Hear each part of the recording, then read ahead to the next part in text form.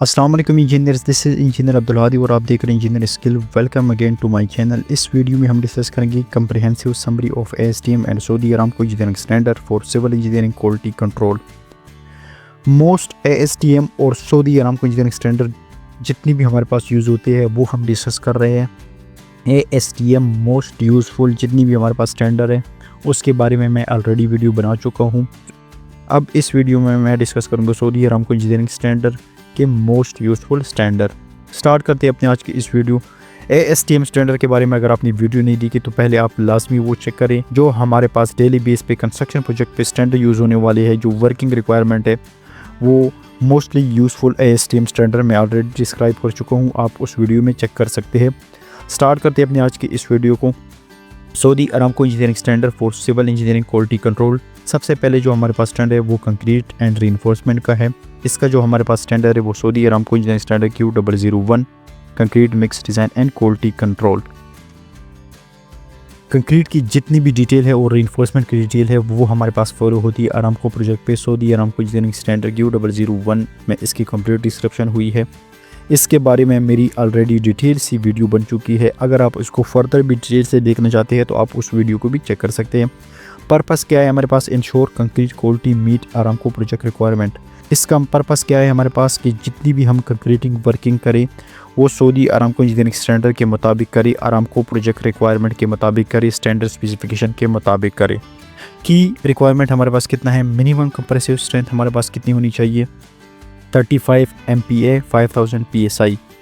ये हमारे पास pre cast concrete के लिए जो स्ट्रेंथ है वो 35 MPa है। 28 MPa हमारे पास यानी 4000 PSI जो हमारे पास यूज़ होता है वो स्ट्रक्चर कंक्रीट है। और नॉन स्ट्रक्चर कंक्रीट हमारे पास 2000 PSI। एग्जांपल हम ले लेते हैं कि PCC लीन के लिए हमारे पास कितनी कंप्रेसिव स्ट्रेंथ होनी चाहिए? 2000 PSI। प्री कास्ट कंक्रीट हमारे पास 5000 PSI।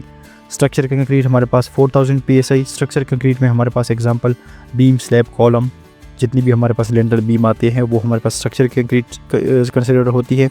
नॉन स्ट्रक्चर कंक्रीट हमारे पास 2000 PSI है जिस तरह लीन और PCC होती है। वाटर सीमेंट रेशो हम कितना इसमें यूज़ करेंगे? 0.4 से लेकर 0.6% इसमें हमारे पास वाटर सीमेंट रेशो यूज़ करेंगे। स्लम्प रेंज हमारे पास कितनी होनी चाहिए? 75 mm से लेकर 125 mm for pump concrete.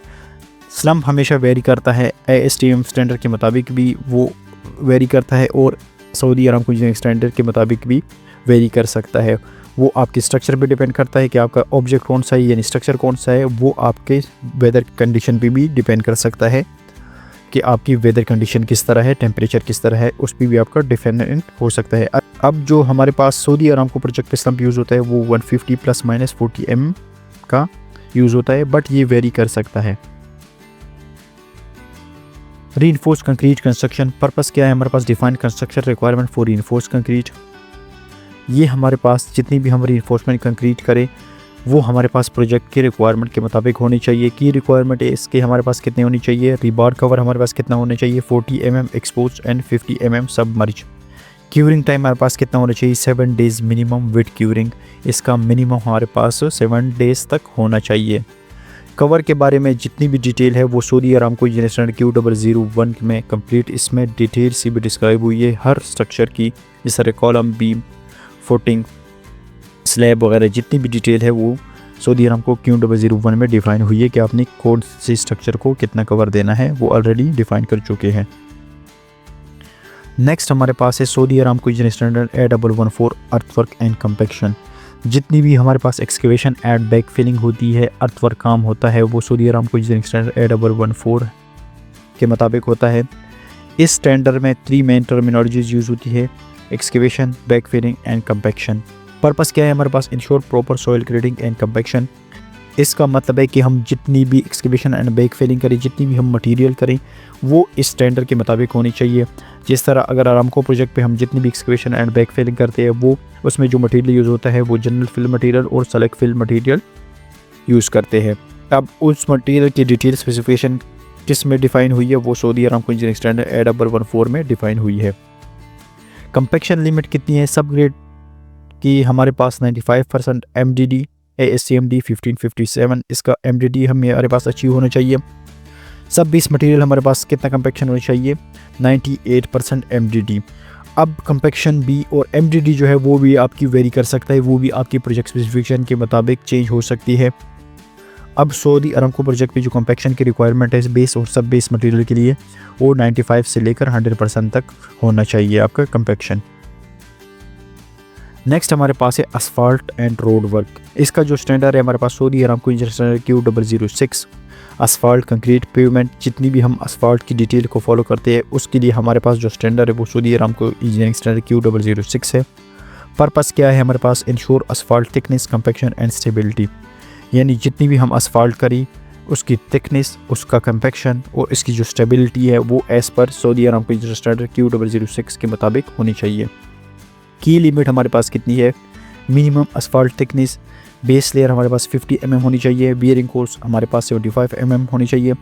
Martial stability हमारे पास कितनी, ग्रेटर देन 8 किलो न्यूटन। अब ASTM स्टैंडर्ड के मुताबिक मार्शल स्टेबिलिटी कितनी होनी चाहिए, 5 किलो न्यूटन। तो ये एक कंपैरिजन है, मैं ऑलरेडी ASTM के बारे में भी वीडियो बना चुका हूँ। उस स्टैंडर्ड में और इस स्टैंडर्ड में थोड़ा बहुत फ़र्क हो सकता है, स्टैंडर्ड स्पेसिफिकेशन में थोड़ा बहुत फ़र्क हो सकता है, चेंजेस इसमें वेरी इस वजह से क्या हो सकती है कि आपकी लोकेशन, आपकी वेदर कंडीशन और आपके जो मटेरियल वहाँ यूज़ हो सकता है उसके मुताबिक ये चेंजेस आ सकती है, वेरी कर सकती है, थोड़ी बहुत इसमें चेंजेस हो सकती है।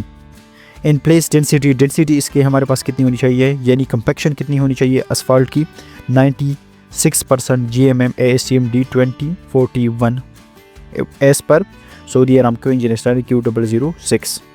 आप इसको डिटेल से भी चेक कर सकते हैं, बाकी इसकी डिटेल से भी मेरी कंप्लीट इन जितनी भी हमारे पास सऊदी अरामको इंजीनियरिंग स्टैंडर्ड हुई है वो कंक्रीट की हुई, वो असफाल्ट की, वो एक्सकेवेशन बैकफिलिंग है, पाइपलाइन कंस्ट्रक्शन है, मेरी डिटेल सी वीडियो बन चुकी है। डिस्क्रिप्शन लिंक में मैं लिंक दे दूँगा, वहाँ से भी आप चेक कर सकते हैं। ये एक बेसिक चीज़ है जो मैं आप लोगों के साथ डिस्कस कर रहा हूँ। नेक्स्ट हमारे पास है quality control testing. Saudi Aramco engineering standard A104 इसका स्टैंडर्ड है मटेरियल टेस्टिंग लेबोरेटरी रिक्वायरमेंट की, यानी हम जिस लेबोरेटरी में टेस्टिंग करें वो स्टैंडर्ड स्पेसिफिकेशन को फॉलो करें, अरामको के स्टैंडर्ड स्पेसिफिकेशन को फॉलो करें, यानी A104 को फॉलो करें। पर्पस क्या है, define requirement for testing labs in Aramco project.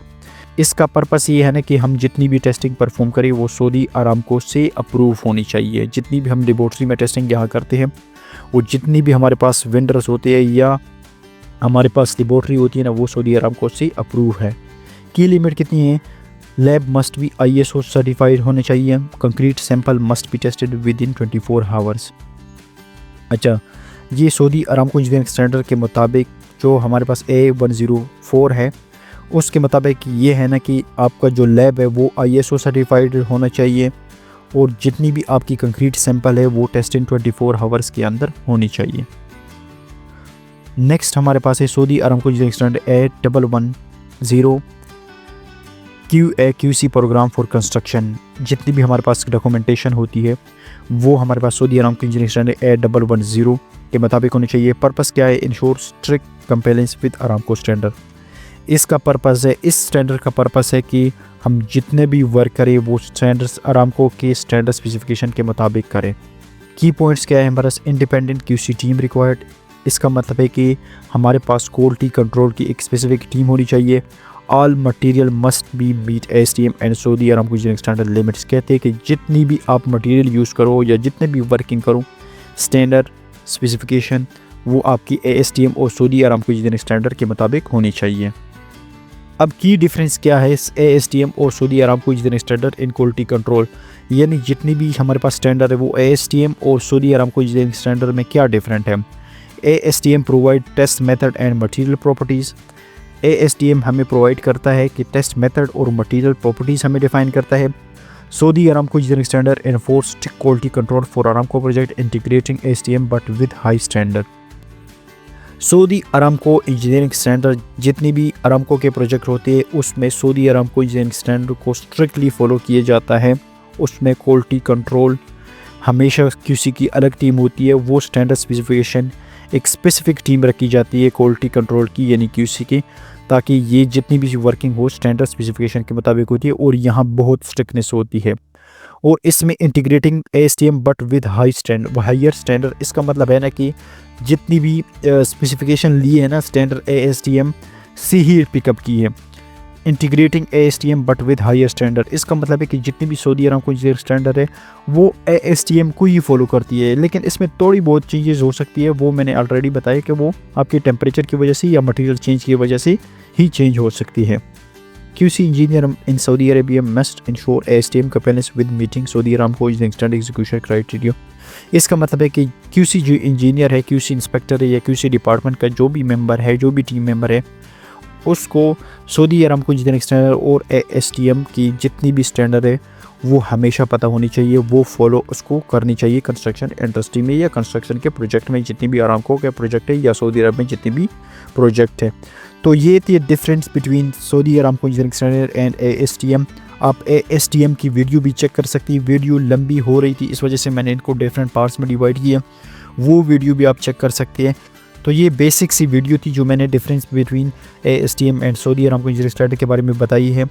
इनको मैंने पार्ट में डिवाइड किया था, आप ASTM स्टैंडर्ड के जो पार्ट है वो भी चेक कर सकते हैं, डिस्क्रिप्शन लिंक में मैं दे दूंगा, क्योंकि इसमें भी जो डेली बेस पे स्टैंडर्ड फॉलो होने वाली है वो मैंने डिस्क्राइब की है, कंक्रीट के लिए, एक्सकेवेशन एंड बैक फिलिंग के लिए, अर्थवर्क के लिए, या बाकी भी जो बेसिक जिस तरह स्लम टेस्ट हम डेली बेस करते हैं, कंप्रेसिव स्ट्रेंथ की डिटेल है वो सारी उसमें डिफ़ाइन हुई है, वो आप ज़रूर चेक करना। इनमें किसी भी रिलेटेड क्वेश्चन है तो आप कमेंट सेक्शन में पूछ सकते हैं। Thank you.